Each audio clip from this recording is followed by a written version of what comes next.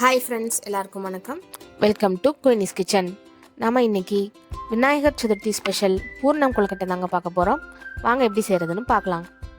கொழுக்கட்டை மாவில் ஒரு டம்ளர் எடுத்துக்கோங்க. அதே டம்ளரில் வெல்லம் எடுத்துக்கலாம்.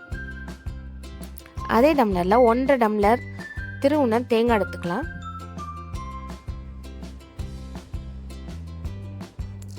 கொழுக்கட்டை மாவில் உப்பு சேர்த்துக்கோங்க.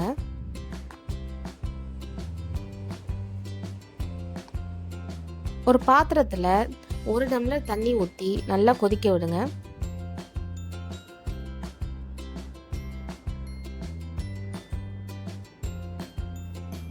நல்லா கொதி வந்ததும் ஆஃப் பண்ணிவிட்டு அந்த மாவில் சேர்த்துக்கலாம்.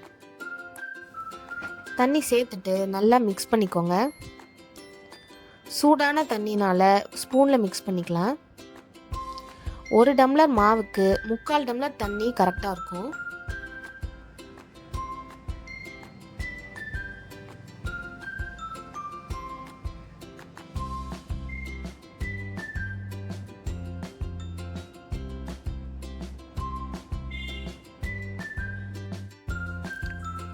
கரெக்டான பதம் வந்துடுச்சு. இப்போ இதை மூடி வச்சிடலாம்.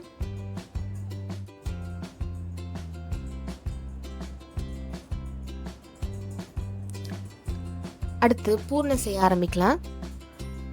ஒரு பேன் வச்சு அதில் 2 ஸ்பூன் நெய் விட்டுக்கலாம்.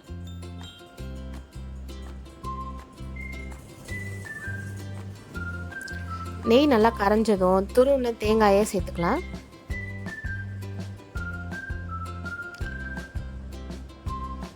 ஒரு 5 நிமிஷம் நல்லா அதை சாட் பண்ணி விடுங்க.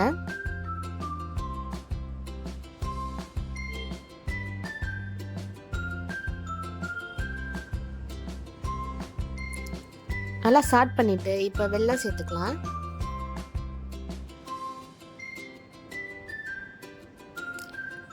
சிம்லே வச்சு வெல்லம் நல்லா கரையிற வரைக்கும் நல்லா சாட் பண்ணுங்க.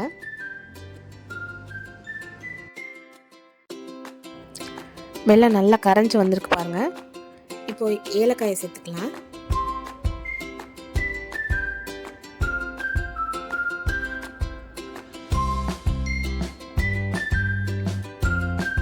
இந்த கன்சிஸ்டன்சி வந்ததும் நம்ம சால்ட் சேர்த்துக்கலாம்.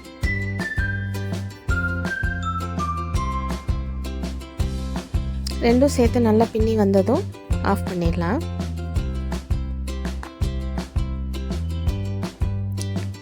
இப்போ நம்ம பிசைஞ்சு வச்ச மாவை தட்டையாக தட்டி அதில் பூர்ணத்தை வச்சு கொழுக்கட்டை மாதிரி பிடிச்சிக்கலாம்.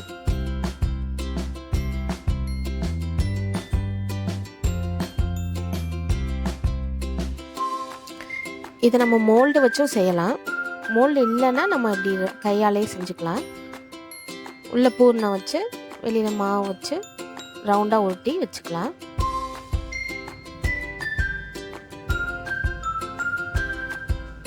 இதே போல் நம்ம வேறு ஷேப்பில் கூட செய்யலாம். நான் இன்றைக்கி ரவுண்டாக செஞ்சுக்கிறேன். இதே மாதிரி எல்லாத்தையும் செஞ்சு எடுத்து வச்சுக்கலாம்.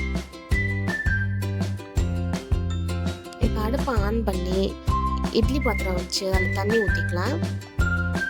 தண்ணி நல்லா காஞ்சதும் அந்த இட்லி தட்டை வச்சு அதில் நம்ம பிடிச்சி வச்ச கொழுக்கட்டையை உள்ளே வச்சிடலாம். தண்ணி நல்லா காஞ்சதும் தான் இதை வைக்கணும்.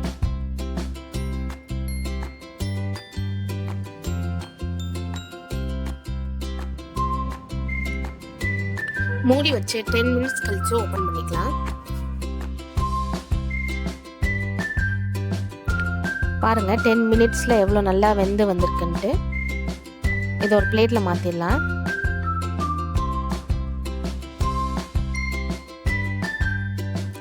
அவ்வளோதாங்க, டேஸ்டான பூர்ண கொழுக்கட்டை ரெடி ஆயிடுச்சு.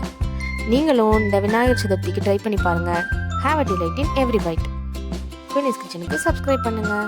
தேங்க்ஸ் ஃபார் வாட்சிங்.